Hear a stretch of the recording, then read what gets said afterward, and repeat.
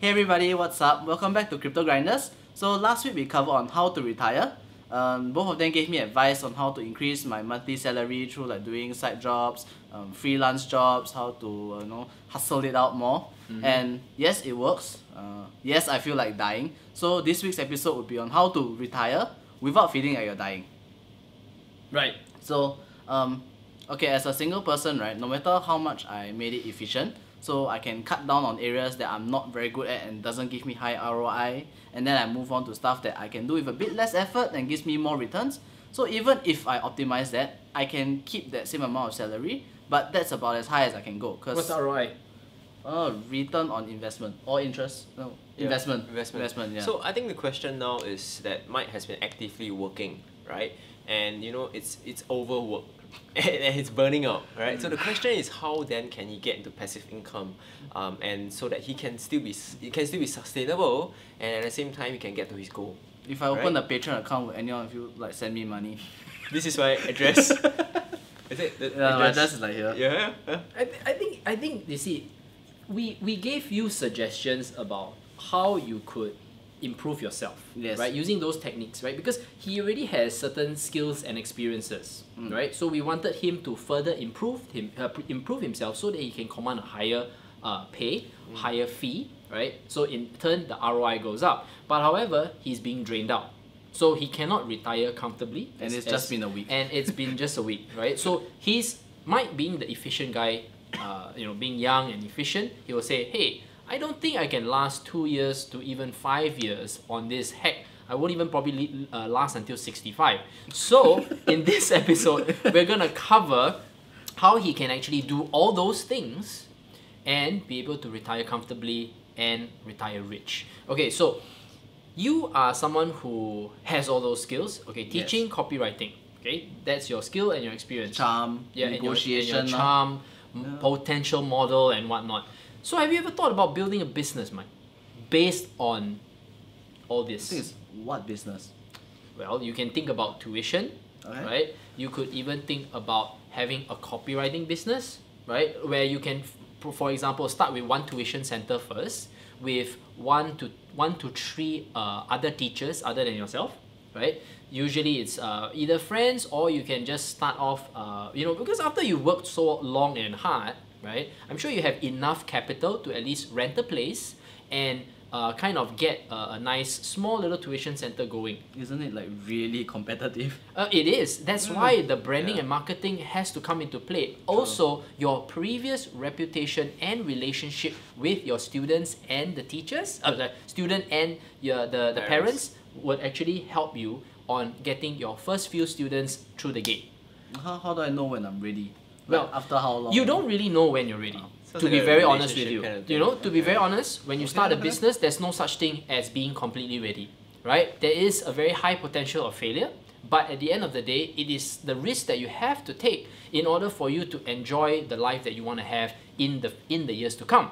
So, having said that, let's assume that you did successfully create that business, right? And you had a few maybe hiccups along the way, all right? Let's say you had a slow start or whatever, but eventually you got it up and running. So that income alone is something that you need to work on being sustainable, right? So in a business, I think the one of the most key concerns about any business is that how are you going to get your first few clients? Yes. All right, how you're gonna make sure that they continue to stay with you, right? Or how you're gonna get new clients.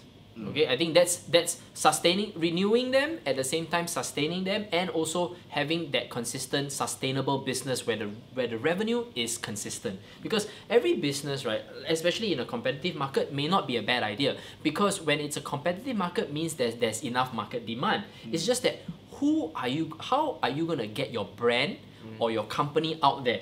So that's where the branding and marketing comes into play, right? It also includes value adding, like what value could you add, right? And the thing is now, why could Mike then scale to become a tuition agency? It's also because he had some experiences in that. He has Exactly. become better.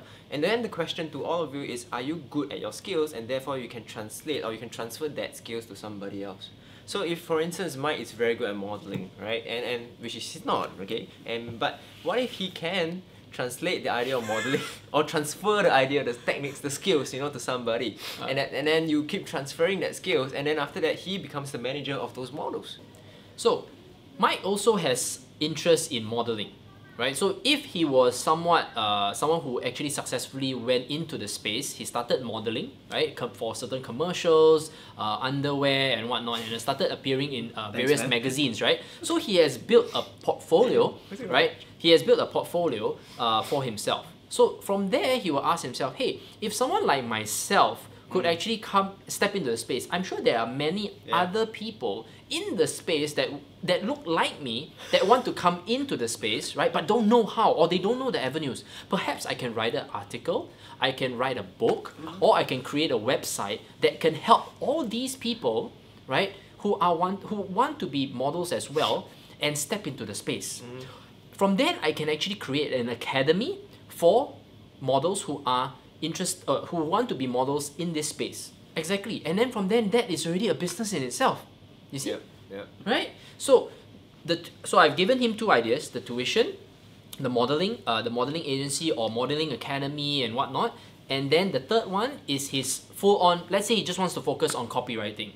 Right? So as a copywriting business, I think he can move on to having his own website, writing articles, being a ghostwriter for many various websites or very niche markets, writing his own book, right? Branding himself. At the same time, maybe he can become a speaker, because not only is he a successful tuition teacher with tuition centers, he's a model, right? A YouTube celebrity. Right? And at the same time, he has all these very, very strong clients and students and businesses that engage him for his copywriting skills.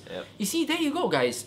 That in itself, based on from his skill sets and experience, 3 businesses that he could focus on and have various ways on scaling, right, and building that income for himself to retire comfortably. And once you have a successful, sustainable business with a team to obviously run, or the right people to run these individual businesses, he can go on to live his life. You see?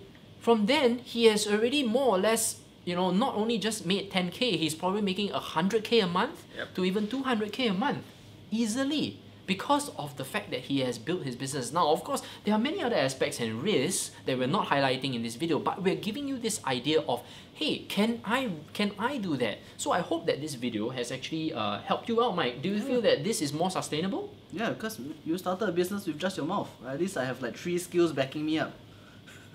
So yes, I can do it. Wait, is modeling included? Modeling, you don't have modeling skills. You don't have modeling? So, yeah. Okay.